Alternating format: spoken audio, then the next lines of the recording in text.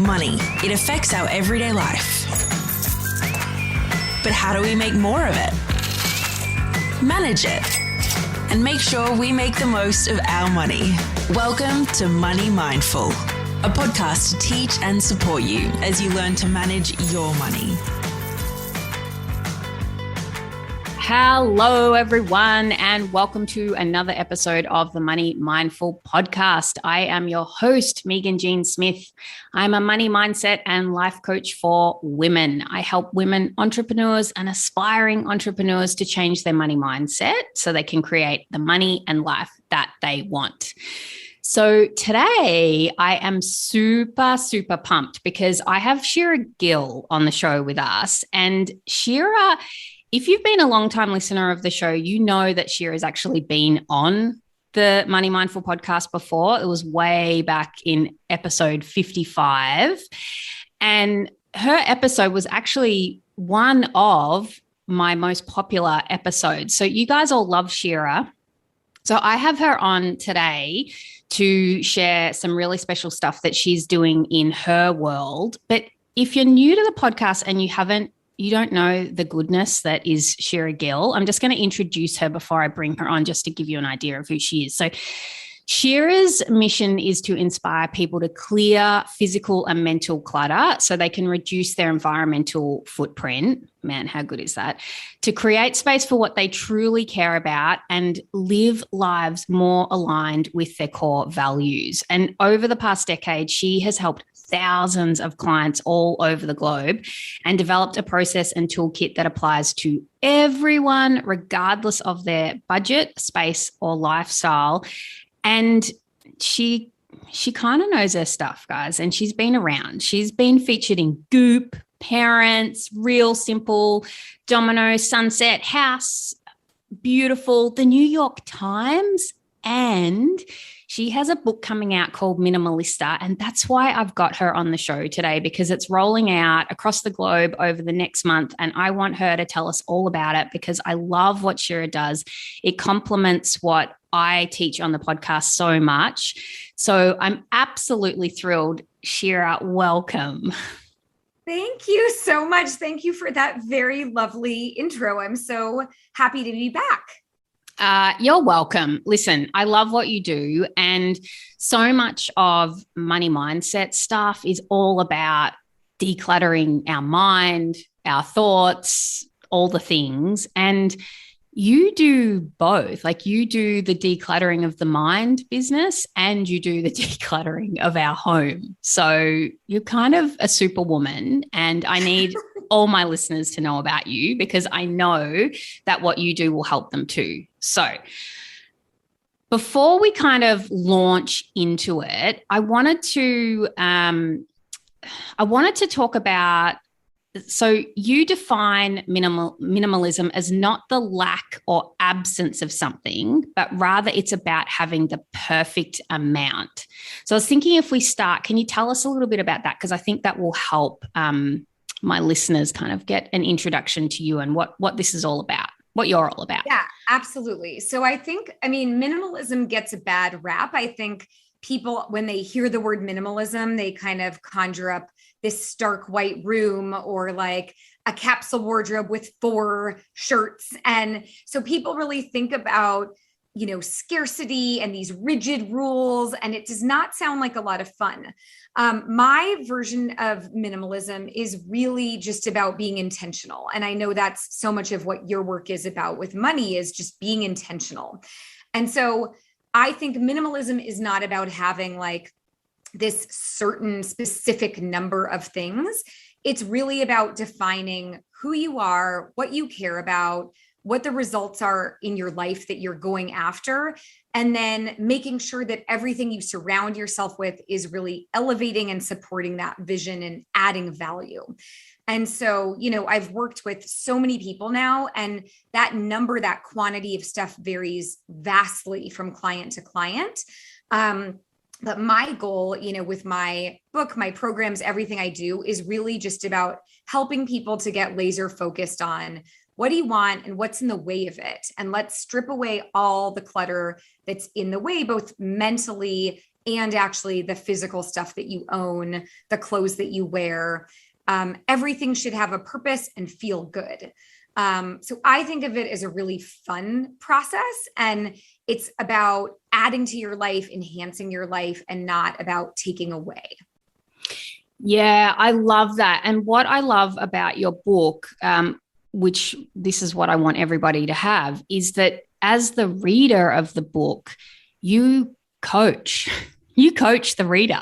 You actually ask incredible questions and coach the reader through decluttering their space. And that's what I think is so unique about your book, and why I'm so keen to tell people about it, because it's, there's other decluttering gurus out there. We all know, those big names, and, they're fantastic too. But I think there's an added element. There's the action of clearing out your house. You can for sure do that, but there's the mindset work on top of that I think is more important, because when we're decluttering stuff, it's not just about letting go of a physical object. It's letting go of the way that we think about it, that it's okay. We don't have to hold on to it.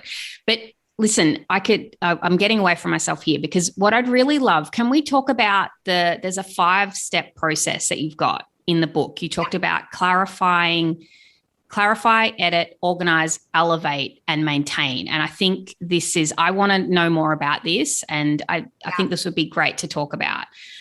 Perfect. So I had helped hundreds of people in person and then thousands virtually through my program. And I realized it took me almost a full decade actually to realize I did have a process, and that it could be kind of distilled into these 5 steps. It really took me some time to go, I do have a process that I just keep repeating again and again. And the cool thing about this process is I realized not only can it be applied to your home and the process of editing and organizing your home, you can apply the same process to anything in your life or your business. So I'll kind of break it down quickly. So step 1 is clarify. So that is where you get laser focused on your current values, priorities, and goals. So I ask questions in the book like, what do you care about deeply? What do you want to create space for? What new results do you want to create in your life? And I really want people to take the time to think about these questions and really arrive at their own answers, because otherwise you're just moving piles of stuff around, but you don't really have that crystallized why. So once you get clear, step 2 is edit. And that's where I really spend the bulk of my time, because that's where most people get really stuck and bogged down. So editing is simply subtracting the items that don't serve or support your vision. And I really believe paring down to the essentials is the most direct route to figuring out who you are and what you care about. That process can be so transformative for people. So really it's about creating a home that reflects who you are and who you want to be, instead of maybe who you once were in the past. And so editing is like the big juicy module, if you will, where you're actually slogging through the piles and deciding, do I want to keep it? What do I want to do with it? So I spend a lot of time there.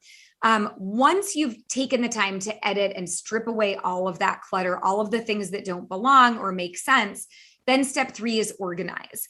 I've been for more than a decade a professional organizer, but what's funny is I spend much more time in the first 2 steps, clarify and edit.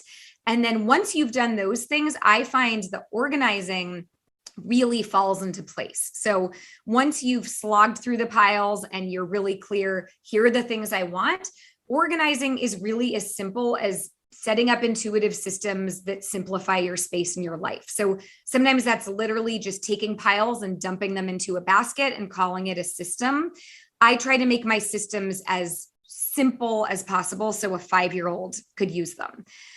Once you've done that, because I love, like many people, I love, design and aesthetics. And I think it makes it more fun to maintain your home when you like looking at the things that surround you. So elevate is just adding only things that improve your space and get you closer to your goals. So, even simple things like adding a beautiful candle on your desk or fresh flowers, or I see you have beautiful plants sitting behind you. So it doesn't have to be overwrought or overcomplicated, but just, again, being intentional about what you surround yourself with. And then that final step, maintain, is just implementing some daily habit shifts so you can maintain your hard work. So some of that is just being the gatekeeper of your home, not bringing in more than you can manage. Or a really simple example is like a 5-minute tidy before you go to bed. I kind of force my family to do this, even if we're tired and we don't feel like it, is just think of our future selves in the morning when we wake up and the surfaces are nice and clean and there's not dirty dishes that are greeting us. So that's basically, in a nutshell, the 5 steps. Yeah. And what I was thinking of when you were saying that is the thing that really struck me when I started getting more intentional about organizing the way my home is and the way my wardrobe is how much of a drain it was when I hadn't organized it.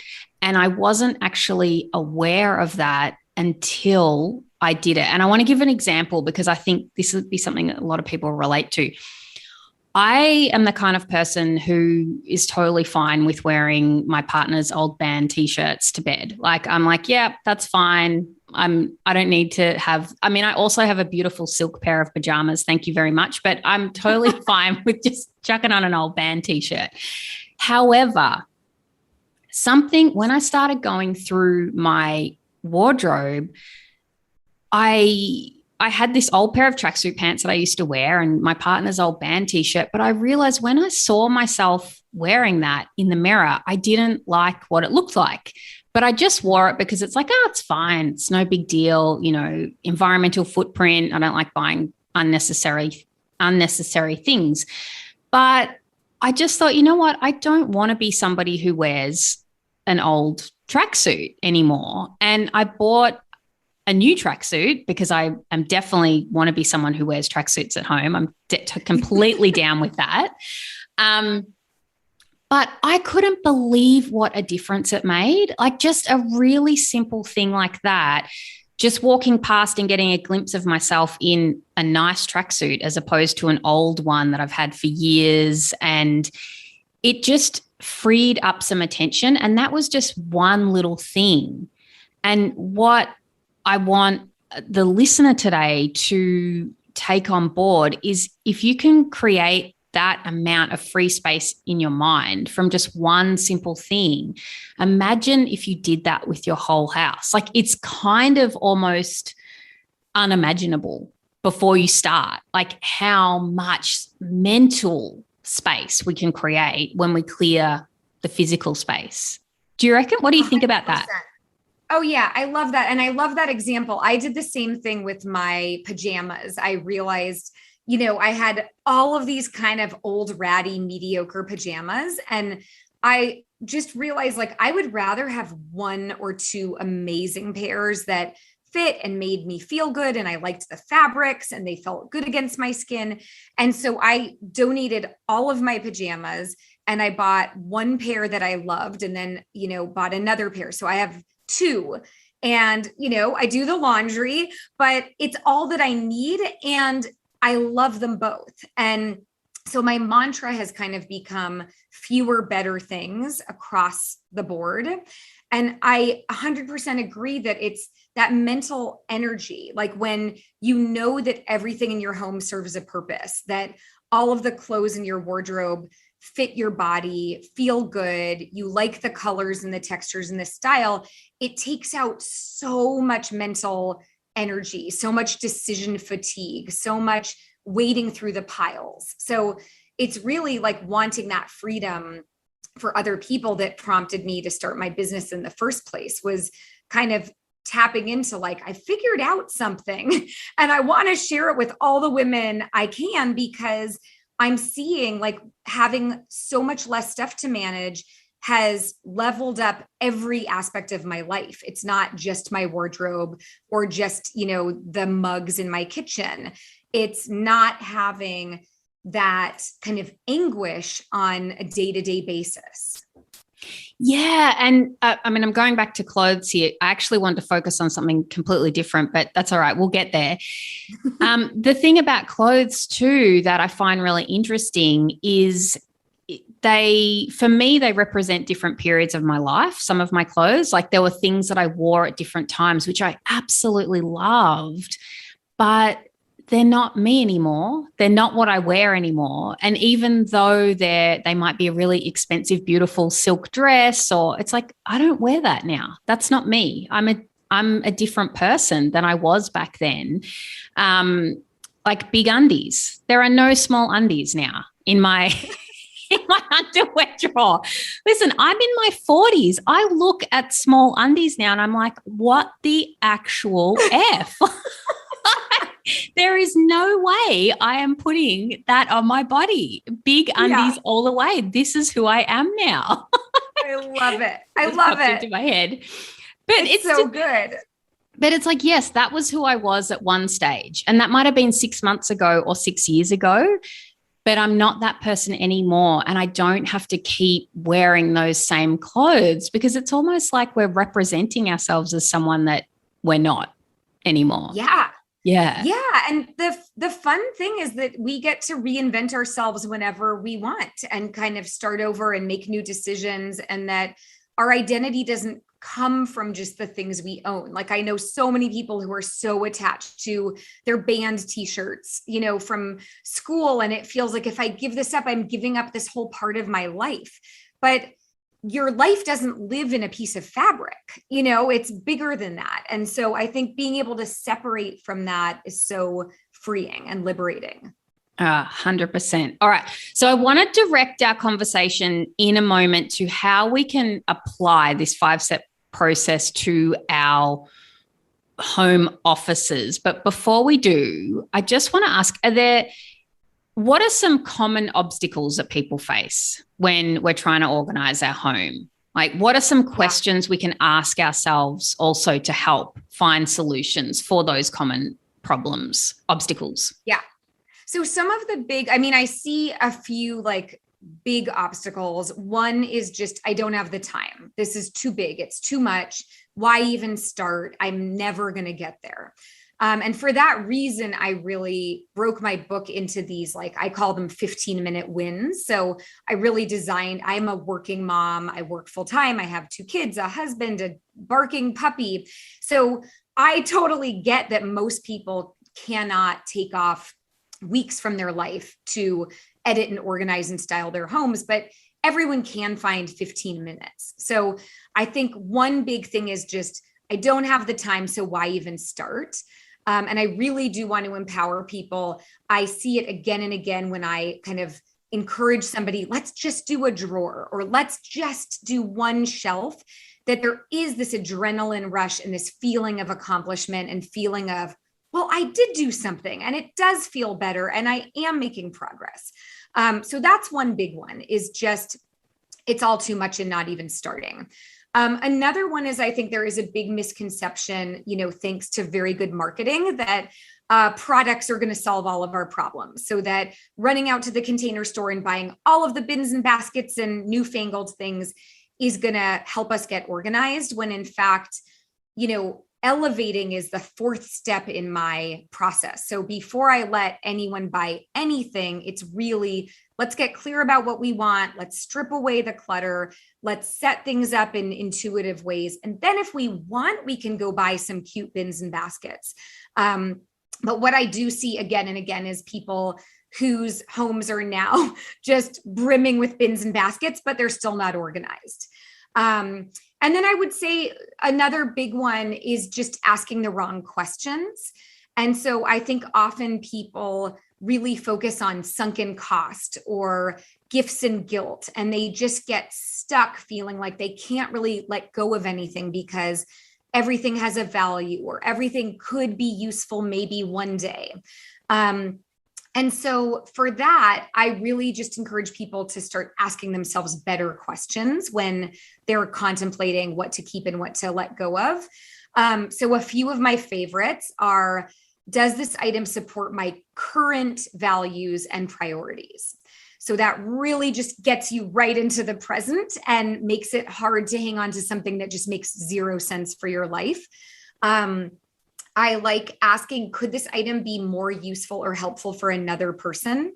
I think sometimes generosity can be really helpful in letting go. I know for me, when I've, had kind of a poor shopping choice and maybe bought like a handbag that was so expensive, but I'm never using it. It doesn't make sense. If I think of someone that I know would be jumping for joy to have that handbag, for me, I can then let it go kind of joyfully, like, oh, I just made someone's day. And now I don't have to stare at this thing that I was not using that was just making me feel guilty and regretful. And then another one is just, is this item really worth the space it's taking up in my home? So I like to think about, having this clean slate. If you think of your home, everything's empty. It's just totally a clean slate, and thinking, what would I add in on purpose? And then looking at the things you own and really being willing to release those things that you wouldn't add, you wouldn't buy today, don't make sense for your life. So those are just a few that hopefully will be helpful.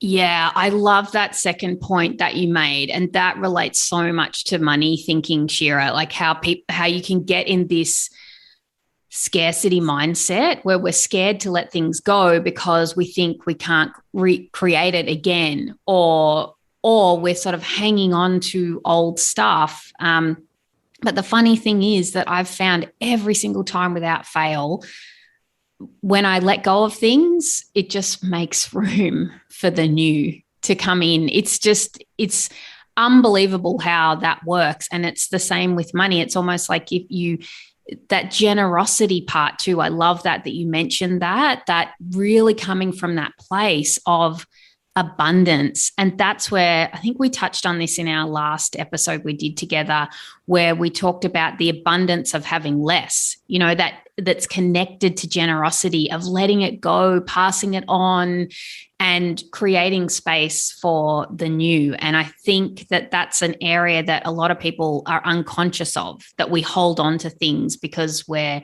in that scarcity mindset, that we need all the things because we're not going to be able to buy it again, or we might need that one day. We don't want to waste money. But really, that is coming from a place of scarcity and not abundance, which is so counterintuitive when you think having less is abundance, but it is. Yes. It's so, yeah. I think the less I own, the more abundant I feel. And it always surprises me. But when I feel like I can give things away because I believe I'll always have enough, that is the most empowering feeling and belief to practice. So I really practice that. Like, I kind of challenge myself when I have something that's really nice that I don't use, instead of trying to sell it and get, recover a few dollars. I challenge myself, let me just give this to someone who wouldn't be able to buy it, who will be thrilled, because it instills in me this feeling of abundance and this feeling of generosity. And that feels so much better than getting a little bit of cash. Yeah, I love that. And I mean, likewise, if you're in a tight spot, that there's no better way to make some more money by selling stuff. Like, by all means do that. But so many of us, we're not in a tight spot. We're not that tight. Like, it's just, we can let it go. We're just not used to being in that flow of being so generous. It's like, oh, this cost a lot of money, so we should hang on to it. It's like, no, it costs a lot of money. And wouldn't it be amazing to give it to someone else who loves it? Yes. Yeah. And I'll say, I certainly have been in positions in my life where I did need to sell the item because I needed more money than time. And I think the question that always helps me is just, do I need more time right now, or do I need more money? And sometimes that changes throughout your life. And that's kind of how I base my decisions in terms of, am I going to give this luxury item away, or am I going to try to recover some cash? So that may help people as well, because I know there have been times in my life where I needed to hustle to make the money. And now I'm fortunate enough to work hard and make good money. And so I have to check myself when I want to list, a handbag online that maybe I'm going to get $30 for, and it's going to take an hour of my time to photograph it and list it and sell it and respond to inquiries. And then it's really useful to think, well, right now I really need more time than I need this $30. So let me pass it on and pay it forward. Yes, I love that. I absolutely love that. All right. So let's talk about how we can use this 5-step process to organize our home office, because so many of us are working from home right now, especially in Australia where I am, where I think we're entering 4 months of really strict lockdown right now. So I can tell you what, that having an organized and nice space at home to work from, I think is so relevant. So can you help us create that for ourselves in the simplest possible way, like really small, but impactful steps we can take that are manageable? Yes. And I can say, I have spent, I guess, the last nearly 2 years, in my home, in and out of lockdown with kids home, and I don't have a home office. So I have had to figure out how to make my dining room table functional as a home office and a podcast studio and all of the things, and then switch magically back into the dinner table. And so I just want to recognize that there are many people that don't even have a home office, but are working from home. And so whatever situation you're in, I think where I always start is that clarity piece, is just, what do you need to be able to do or accomplish in your workspace? And once you figure that out, then you can decide, well, then what are the things that I need to make that possible? What are the essentials if I really strip it down? And I used to have a home office, and then I gave it up so my kids could have their own rooms. So I went from having the desk and the file cabinet and all the things to literally having a laptop computer, the microphone that I'm talking into now, a tiny tray with like some note cards and my planner, and that's it. And that kind of came from asking that question, what do I need to do? Well, I need to be able to lead workshops, go on podcasts, write my books, answer emails. And when I really thought through all the things I had to do, I realized the things that I needed could fit in one box. And so I think just starting with that and figuring out, and maybe even making a list of what are my essentials? What are the things that I can't do my job without? And so then once you have that list, even just that clarity might be eye-opening for people to realize how little they actually need to conduct business. And then spending a little time to edit down, to whittle down, to relocate the things that don't belong in your workspace. I think, most workspaces have, dirty coffee mugs and, kid toys and dog toys and all the things. It's, guilty as charged. And so I think even just spending 5 minutes to kind of reset your space and put back the things that don't belong goes a long way. And then another tip, my husband had always worked at an office, and then during the pandemic, suddenly was home and bringing his things, and we're in a relatively small house, and his stuff was floating all over, and it was making me mad. And so I just invented a work from home bin. And so as simple as like having a bin or a basket, any vessel that you like, where at the end of the day, you can put away all of your work supplies and tuck them away.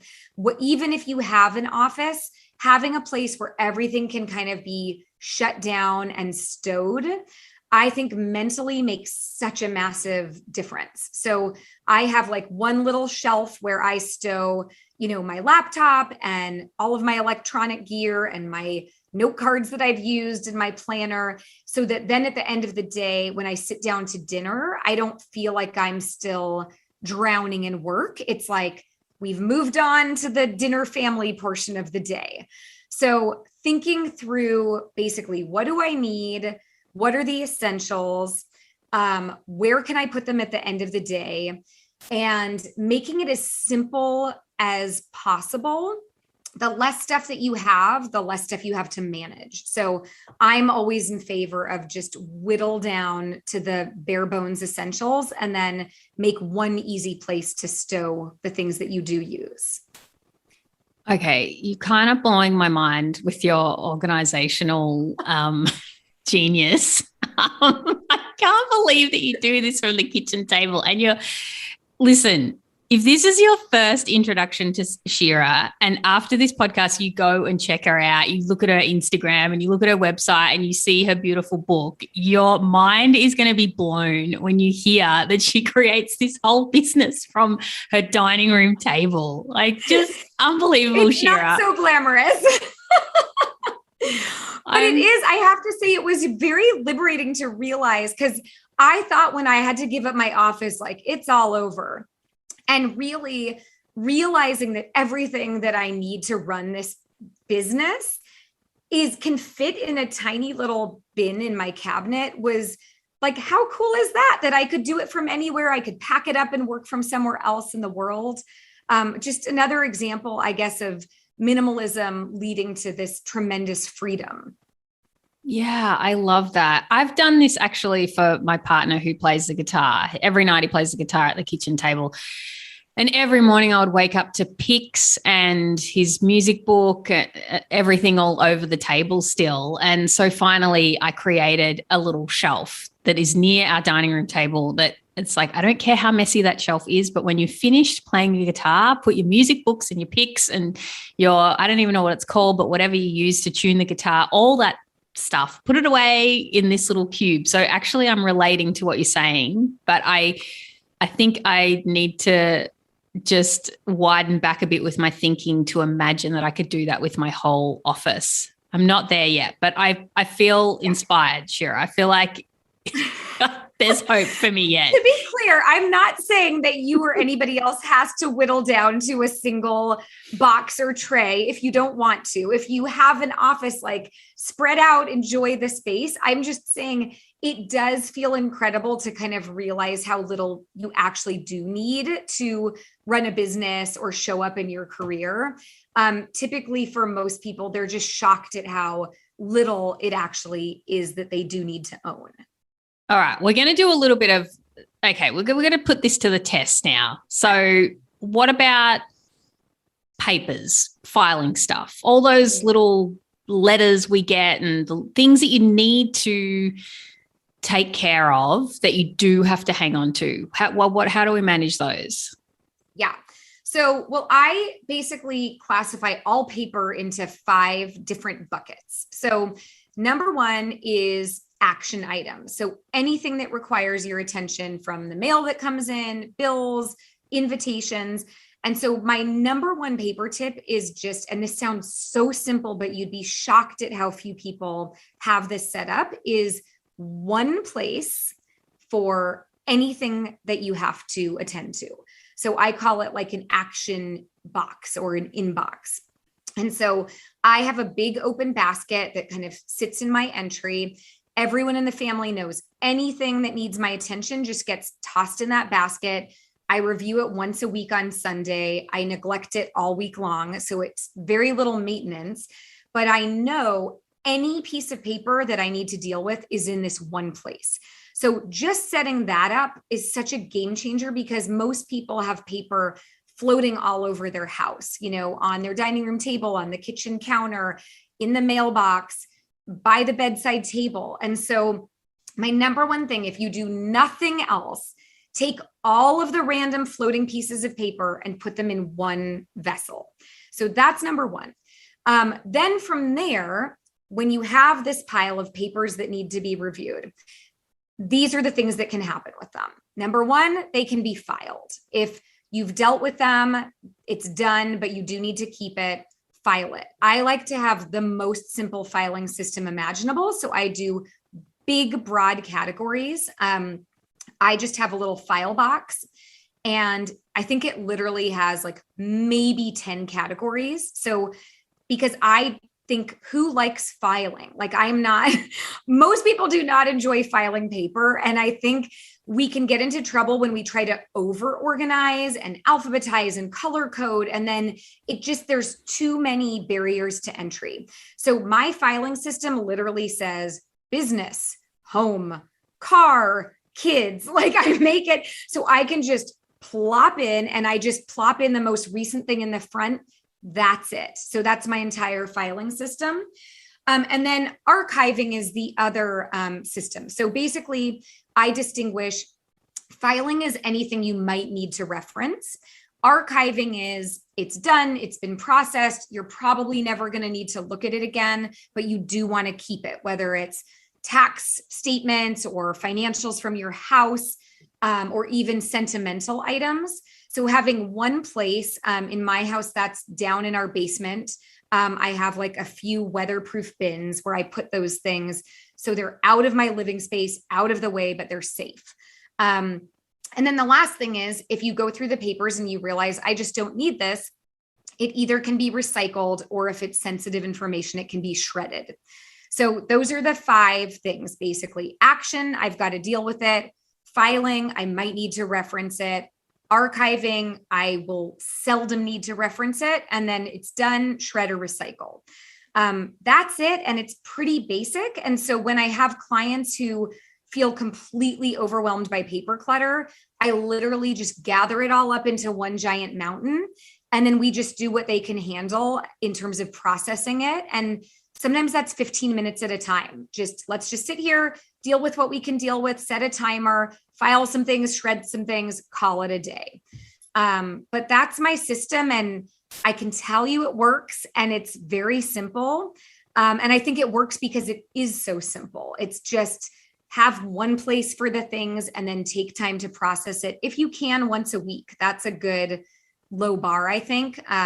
Once you get down to a manageable place, just once a week. For me, I do it on a Sunday because then I start my week on Monday feeling like things are under control. I went through a lot of different emotions when you were just telling me that. First of all, I feel really called out. Like, have you been to my house? I'm watching you. Actually, I'm fairly good, but I've got to say there are some papers at the front door and attached to the fridge and in my office, and maybe some in the bedroom. We'll leave it at that. Okay.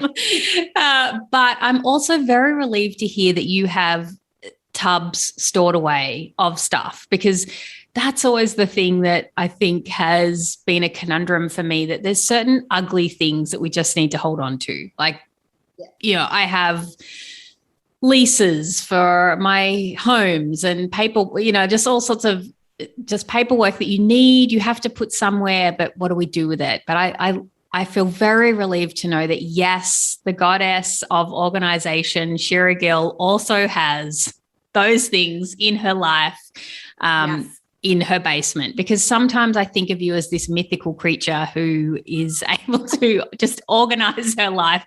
Guys, seriously, when you check Shira out, you'll know what I'm talking about when you just see how beautiful everything is. Because remember, Shira, last time when you were on the show, I asked you, is your house really like it is in the pictures? And you told me, yes, Megan, it is. And that kind of just shook my world a little bit. But I love it. I know, but I'm not inviting anybody into my basement. I will say it is quite organized, but it is not pretty. It's not made for Instagram, but it is, you know, it's real life, right? So we all have those things that are not pretty, the stacks of paper, the file documents, but as long as they have a contained place to live. And we have very little storage space. We have 2 tiny closets in our whole home. So there's just nowhere for things to hide.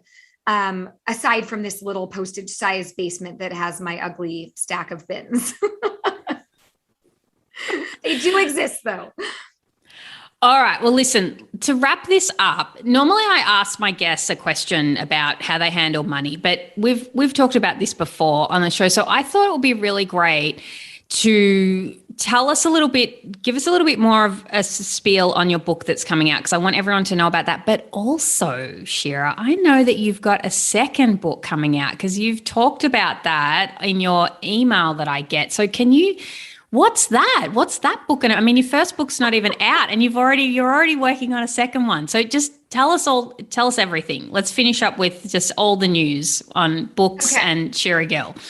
I love it. Yeah. So my first book, Minimalista, contains my entire process and toolkit to help you edit, organize, and elevate your home, your wardrobe, and your life. So that book is really me downloading my brain from my entire career.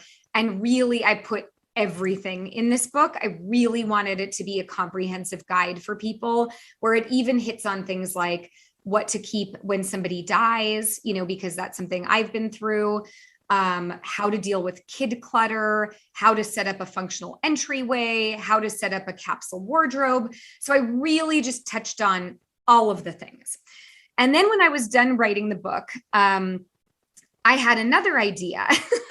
And so my second book is basically me touring the globe and interviewing other organizers and giving the reader a peek into their organized lives and homes with all the tips and tricks and hacks. And so I have just started producing that book, but I'm super excited about it. And I have incredible organizers on board to be featured. And so that really just came from, I'm an organizer. So obviously I know other organizers. And every time I went to one of my colleagues' homes, I would come home with like a tip or a hack or this brilliant idea that I wanted to steal. And I just thought, well, nobody really knows 25 organizers. Like it's a niche, strange profession. And so I just thought, what a cool thing to kind of bring this to the masses and share all of these homes and all of these tips and all of these hacks. So that book will be like a beautiful coffee table book filled with house tours, tips, and hacks from all over the globe. I can't wait. Yes, I love it. I love it all. All right. Well, Shira, thank you so much for coming on the show again. I cannot wait to get my hands on your book. It's on the way, I know. And when I've got it, I'll be showing everybody. And also the second book, who knows? Books take ages, don't they? We're not going to see that for a long time. That one's 2023. So we've got a bit of time. We've got something to look forward to. Yes. And hopefully the world will be in better shape by then. Yes. Oh my gosh. Let's not talk about it. That's not a good note to end on. Oh my goodness. Well, thank you again. Thank you very much for being here on the show. Thank you so much for having me. I love your work and your podcast, and it was just a pleasure to chat with you. Oh, you're so welcome. Oh my goodness. Shira is amazing. Everyone should go out and buy her book immediately. Shira is actually trained at the same school as me. So she's not only is she amazing at organization, she's also a mindset ninja too. And her book encapsulates that. I think that's why it's such an amazing book. So if you are loving what you're learning on the Money Mindful podcast and want to work with me, yay! I love helping women uncover and unblock their limiting beliefs around money and success. I think to have money and success and a life that you love and love yourself in requires a positive relationship with money, success, and yourself. If you want a life that's designed by you, for you, a life doing what you love, making the money that you want to make and loving yourself all the way through it, I can help you with that. You can find out more by booking a consultation on my website. The consultation is a fun chat where I help you identify what is getting in the way and a plan to get you what you want. So, my friends, until next time, have a beautiful week. Bye-bye.